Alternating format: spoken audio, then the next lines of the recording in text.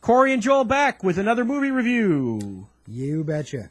And this time it's Observe and Report. So you observed it, now report for everybody. This is the second Mall Cop movie to come out this year. Yeah, 3 months. Two security guard movies. What are the odds? This one stars Seth Rogen instead of Kevin James as a chubby, slightly delusional mall security officer who thinks he's really doing the work of the people. Seth Rogen in this movie is the not-so-lovable delusional mall security guard. See, in our previous review, Joel called Paul Blart mall douchebag. That's what I said. He was Paul Blart douchebag. Is Seth Rogen delusional psychopath? Yeah, this is taxi driver in a mall in a sense. Yeah, you could describe it that way. This is almost like a dark character study disguised as a comedy in a sense. It's really weird. It kind of is in between two worlds. There's a little too much violence, and the jokes aren't quite as big as you'd think they would be. Yeah. So it's an interesting movie, but I don't know exactly who it's trying to please. No, and I ultimately will recommend this movie, but with a few caveats. Yeah. Okay. Don't take a date to this movie. No, this is anti-pussy right here. This movie will kill your buzz in a hurry.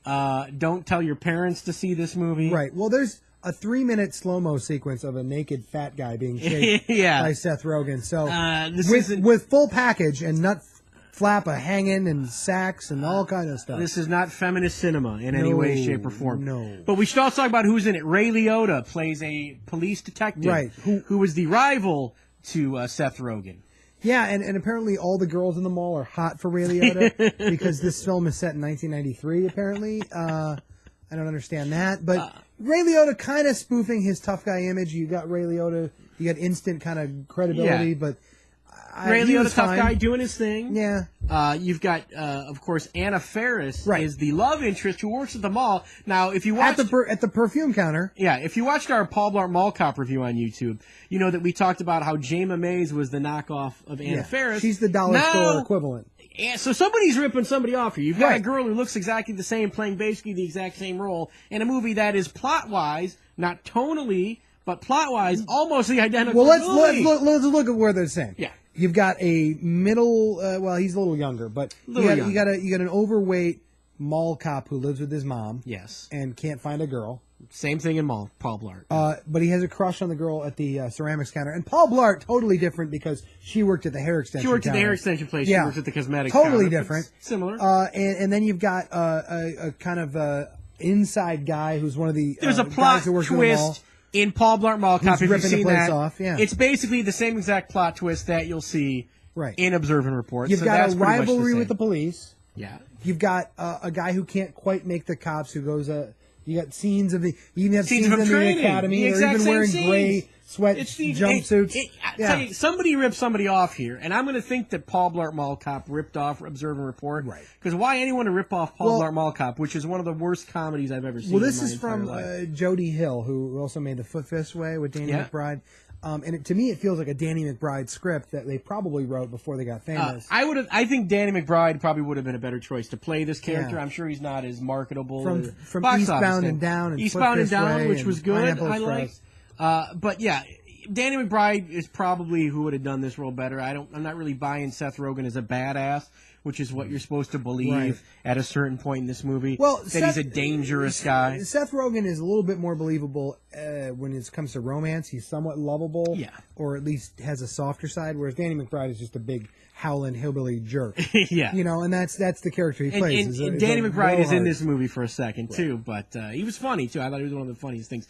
A lot of other funny people in this. Aziz Ansari as a mall merchant who is a rivalry with Seth Rogen. Your go-to Bengali Pakistani, your go-to guy. Yeah. If you remember him on Flight of the Conchords, doing a similar thing here. Yeah. Also, Patton Oswalt is in there. A couple laughs from him, I thought. The rest of the cast... It is what it is. It is what it is. It's. I'm going to give this movie. Now, I know we've said a lot of bad things about it. It's a little too dark. There is some violence that I found sort of shocking. Yeah. And not unlike what we said about Pineapple Express, a little too violent. But I'm still going to give this movie a positive review.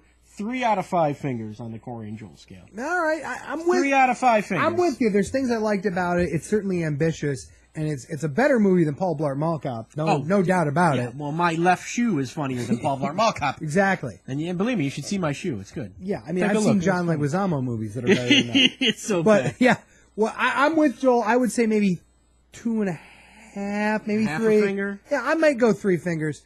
Doesn't work all the way through. The shocker? Yeah, the shocker. Okay. That's the. But anyway, from now on, that's 3 fingers. That's the 3 fingers. But it doesn't work all the way. No. It's interesting. It's not what you're expecting it to be. It's not a rip-roaring comedy.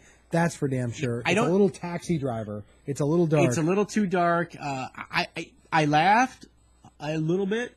I was, offended a little bit. Yeah. But mostly the ball sack offended. mostly 3-minute slow-mo ball sack close-up. This movie kept my attention. Yeah. It was fairly well made.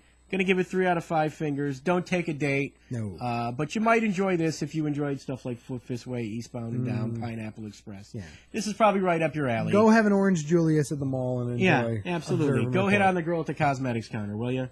See how that works out. Probably not that good. No. It never does for me. I tried that. You gotta hold the pretzel girl. Is the pretzel girl the one? She's easy. Yeah. Oh, does that Auntie? What's the name of that place? Auntie Auntie. I don't want to give away my. They got a good secrets. pretzel. All right. Good night, everybody. Pretzel. All right.